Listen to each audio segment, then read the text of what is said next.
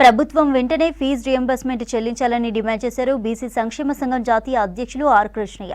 Fee బకాయిలతో విద్యార్థులు ఉన్నత చదువులకు దూరం అవుతుంటే కాంగ్రెస్ ప్రభుత్వం మాత్రం ఏడాది సంబరాలు చేసుకోవడం విడ్డూరమన్నారు.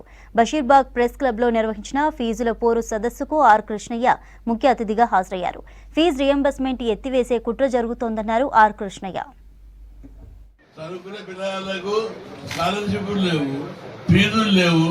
మీ సంబరాలు ఎట్లా జరుపుతారు?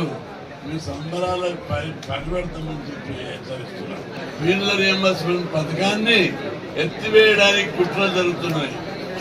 ఖబర్దార్, ఫీజుల రియంబర్స్మెంట్ పథకం జోలికి వస్తే ఎవరిని వదిలిపెట్టాము. రాష్ట్రంలో అనుకోని సంఘటనలు జరుగుతాయని చెప్పి హెచ్చరిస్తున్నారు.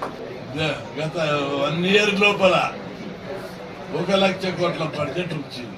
ఏది పన్నుల రూపంలో 80,000 కోట్ల అప్పులు తెచ్చారు. ఒక్క ప్రాజెక్టు పెట్టలేదు, ఒక్క స్కీమ్ కొత్తది పెట్టలేదు. కానీ ఎక్కడో ఈ డబ్బులన్నీ నడుపుతున్నాం. ఒక జీతాలు తప్ప వేరే ఏమి ఇవ్వలేదు. రుణ విముక్తి ఒకటి చేశారు. మిగతా పైసల మీద శ్వేతపత్రం ప్రకటించాలని చెప్పి రాష్ట్ర ప్రభుత్వాన్ని నేను డిమాండ్ చేస్తున్నా.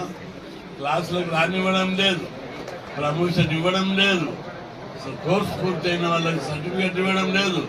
కోర్సు పూర్తయిన వాళ్ళకి సర్టిఫికేట్ ఇవ్వకపోతే హైయర్ ఎడ్యుకేషన్ ఉన్నత కోర్సులకు పుట్టలేదు, విదేశాలకు పుట్టలేదు, ఆగిపోయినాయి చదువులకు. కాబట్టి ఇప్పటికైనా ప్రభుత్వం వెంటనే ఇవ్వకపోతే పరిస్థితులు తిరగబడతాయి. విద్యార్థులు తిరగబడితే నెదురుమల్లి జనార్దన్ రెడ్డికి ఏమైందో ముఖ్యమంత్రికి నేను విజ్ఞప్తి చేస్తున్నా, మర్యాద చెప్తున్నాం.